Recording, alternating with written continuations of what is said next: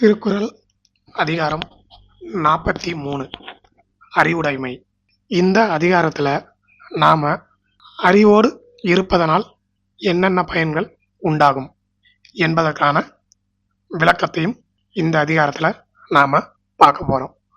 குறள் 1. அறிவு அற்றம் காக்கும் கருவி செருவார்க்கும் உள்ளழிக்கம் ஆகா அரண். விளக்கம். அறிவு நமக்கு அழிவு வராமல் காக்கும் ஆயுதம் ஆகும். அது மட்டும் இல்லை, பகை கொண்டு நம்மை எதிர்ப்பவர்க்கும் அழிக்க முடியாத உள்ளரணும் ஆகும். குறள் 2. சென்ற இடத்தால் செலவிடாது தீது உரி நன்றின் பால் உய்ப்பது அறிவு. விளக்கம்.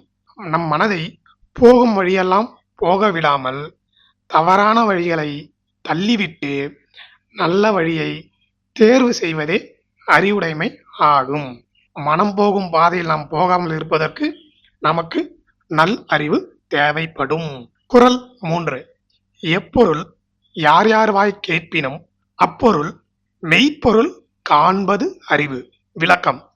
எந்த ஒரு பொருள் குறித்தும் எவர் எதை சொன்னாலும் அதை அப்படியே நம்பி ஏத்துக்காம உண்மை எது அப்படின்னு ஆராய்ஞ்சி கண்டுபிடிக்கிறது தான் தெளிந்த அறிவு உடையவர்களுக்கு நன்மை பயக்கும்.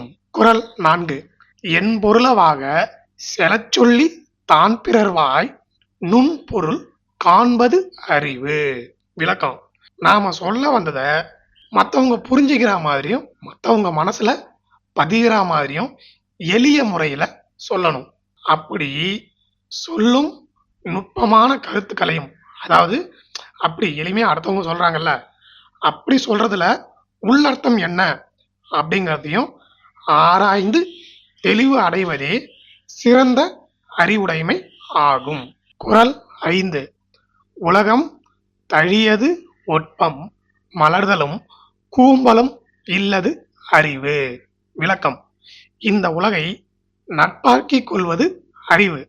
அந்த நட்பின் ஆரம்பத்தில் பெரிதாக மகிழ்வதும் பின்னாளில் வாடுவதும் இல்லாது எப்போதும் ஒரே சீராக இருப்பது அறிவு. குறள் 6. எவ்வது உறைவது உலகம் உலகத்தோடு அவ்வது உறைவது அறிவு. விளக்கம். இந்த உலகத்து பெரியவர்கள் எவ்வாறு வாழ்கின்றார்களோ அவரோடு சேர்ந்து தானும் அந்த வழியிலேயே அதே போல வாழ்வது அறிவு. குறள் 7. அறிவுடையார் ஆவது அறிவார் அறிவிலார் அக்தரி கல்லாதவர். விளக்கம். அறிவுடையோர் எதிர்காலத்தில் நிகழப்போவதை முன்னரே எண்ணி அறியும் ஆற்றல் மிக்கவர்கள். அறிவில்லாதவர்களோ அதனை அறிய ஆற்றல் இல்லாதவர்களே. அப்படிங்கிறதான் இந்த குறளுக்கான விளக்கம். குறள் 8. அஞ்சுவது அஞ்சாமை பேதமை அஞ்சுவது அஞ்சல் அறிவார் தொழில். விளக்கம். பயப்பட வேண்டியதை கண்டு பயப்படாமல் இருப்பது அறியாமை ஆகும். அதுவே நாம எதை பார்த்து பயப்படணுமோ அதை பார்த்து பயப்படணும் அப்படின்னு தெரிஞ்சவங்க தான் அறிவுடையவர்கள் ஆவார்கள் என்பதே இந்த குறளுக்கான விளக்கம். குறள் 9. எதிரதா காக்கும் அறிவினார்க்கு இல்லை அதிர வருவதோர் நோய். விளக்கம். என்ன வரப்போகுது அப்படிங்கிறத முன்னாடியே தெரிஞ்சுக்கிட்டு அதுல இருந்து நம்மளை பாதுகாத்துக்கிறவங்க அறிவுடையவர்கள்.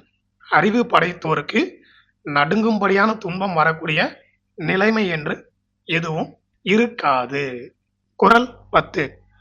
அறிவுடையார் எல்லாம் உடையர் அறிவிலார் என்னுடைய ரேனும் இலர். விளக்கம்.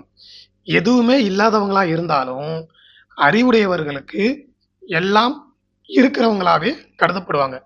அதுவே எல்லாம் அவங்ககிட்ட இருந்தாலும் அறிவு இல்லைனாக்கா அவங்ககிட்ட இருக்கிறத நினைச்சு சந்தோஷப்பட மாட்டான். அடுத்தவங்க கிட்ட இருக்கிறது அவங்ககிட்ட இல்லையே அப்படின்னு நினைச்சு கவலைப்பட்டுட்டு தான் இருப்பான். இதைத்தான் என்னுடைய ரேனும் இலர், அவங்ககிட்ட என்ன இருந்தாலும் இல்லாதவனாகவே ஃபீல் பண்ணுவான். இதுதான் இந்த அதிகாரத்தோட கடைசி குறள்.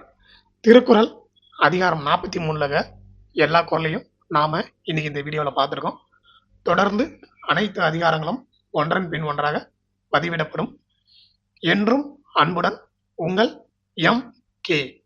நன்றி, வணக்கம்.